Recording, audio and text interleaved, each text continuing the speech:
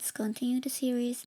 If you've taken the necessary steps that I was yapping about in the previous episodes, go watch them if you haven't yet. You're now ready to level up your portfolio and start contacting anime production managers. In this video, I'll talk about the last steps on the list. Let's go! Yeah, get into it! First, I advise you to reorganize and yesify your portfolio. If you don't have a portfolio yet, you should create one. This alone and how to make a demo reel could be discussed in a separate video, so I just mentioned some key points. It's important to have a neat collection of your best works, either as a PDF, slide, card page, or even on separate platforms, to show you take this seriously and to appear professional.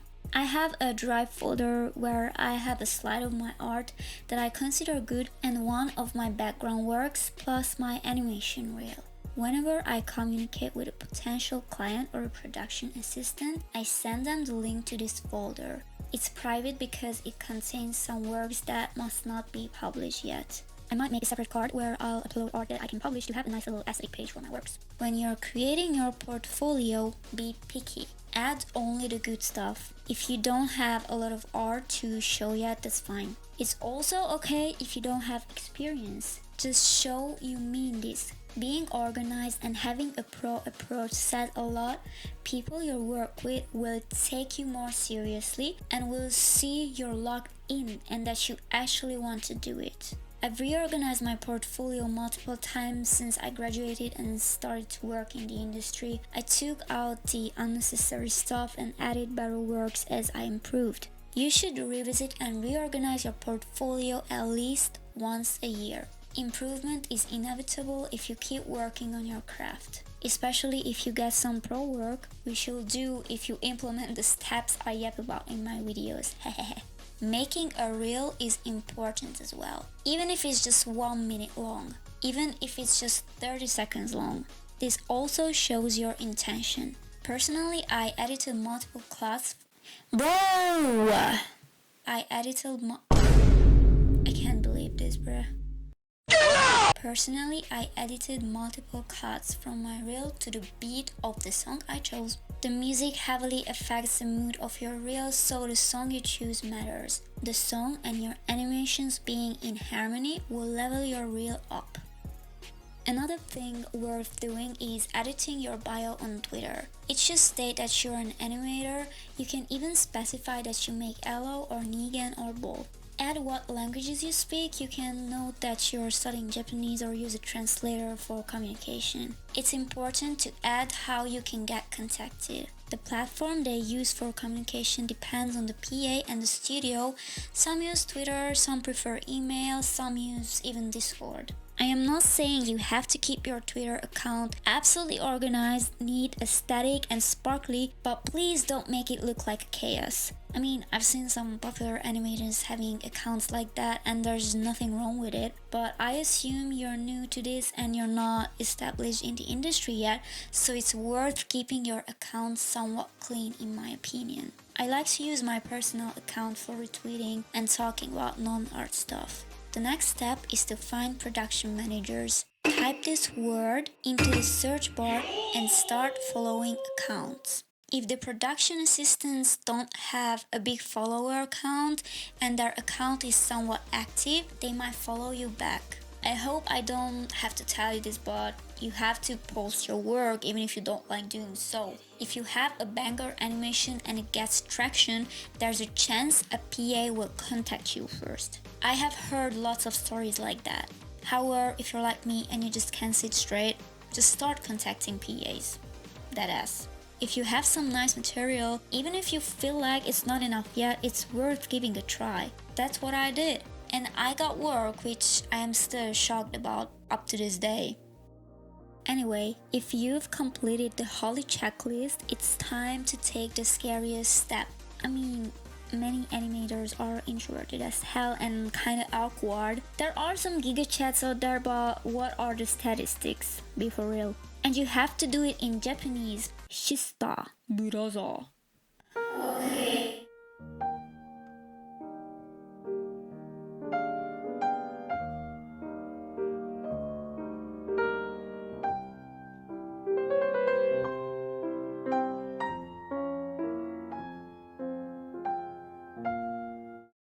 Jokes aside, I think it's okay to do it in English, especially if the PA states in their bio that it's okay to communicate with them in English. Personally, I always send my first text both in English and Japanese because why would I expect everyone to be able to speak English? You know what I mean.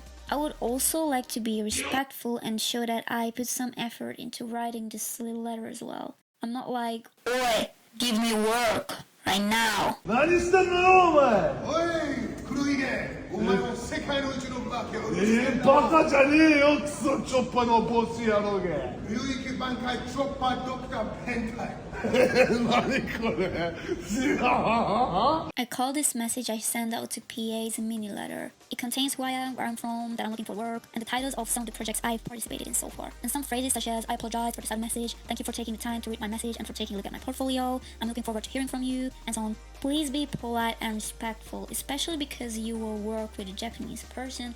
I assume you know how important this is in their culture. Also because you're just a random little animator messaging them out of the blue. And nothing is wrong with that. As for me, I prefer to communicate politely no matter where they are from. It matters. Compose your letter in English with the points I've mentioned. If you want to add more, do it, but don't overcomplicate it. Your message shouldn't be too long. Then translate it. You can use Google Translate, but please double check everything using other translators as well. Use multiple apps. If you can speak Japanese a bit, you have some advantage. If you are fluent, even better. If it's possible, I heavily advise to ask someone who's from Japan to supervise your letter. If you feel like the online translators are bullshitting and or you can't even read hiragana and katakana, just send them your message in English.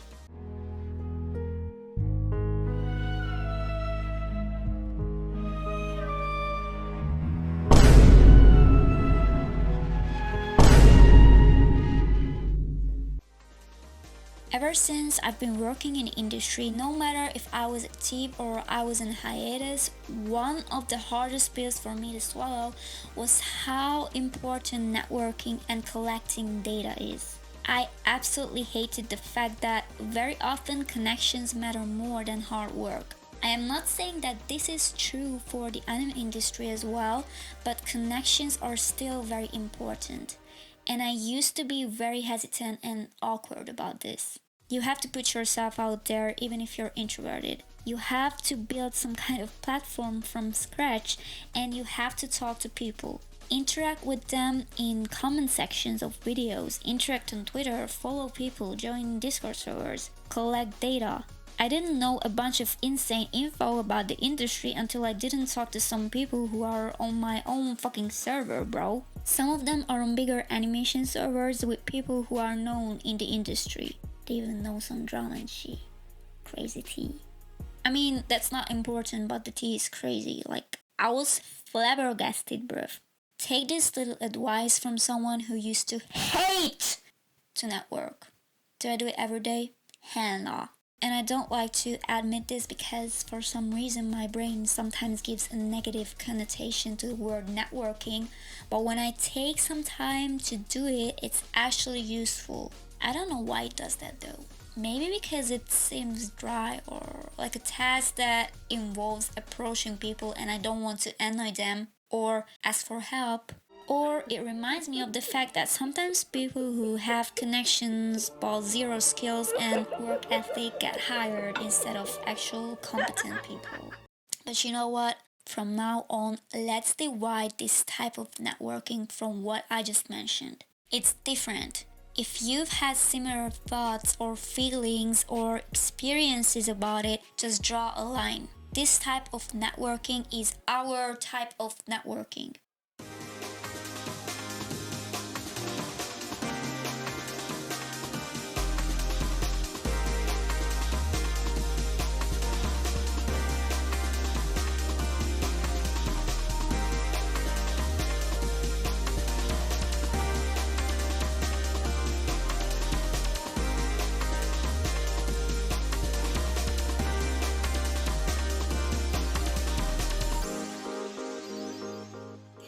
Final advice I like to give to you is to take action. sounds massively cliche, but if you're just sitting on your waiting, ain't nothing will happen. So draw, animate, collect data, and talk to people and key.